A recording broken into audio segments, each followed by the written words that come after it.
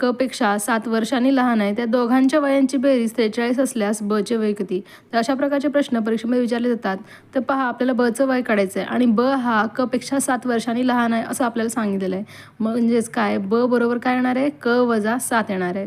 दोघांच्या वयांची बेरीज काय दिलेली आहे पहा बरं, 43. म्हणजेच ब अधिक क बरोबर किती येणार आहे? 43. मग आता आपल्याला काय करायचं आहे, बच्या ठिकाणी कचं जे काही किंमत आलेलं आहे म्हणजेच क वजा 7 ते मांडायचं आहे. मग आता आपल्याला हा इक्वेशन व्यवस्थित सॉल्व्ह करायचं आहे. 2क बरोबर काय येणार आहे? 43 अधिक 7 होणार आहे, कारण ऋण 7 उजव्या बाजूकडे जाताना धन 7 होणार आहे. मग पहा, 2क बरोबर 50 आलेलं आहे, म्हणजेच कची किंमत किती आलेली आहे? 25. म्हणजेच कचं वय किती असणार आहे? 25 वर्षे. ते आपल्याला बचं वय विचारलं आहे. मग ब बरोबर काय आहे? क वजा 7.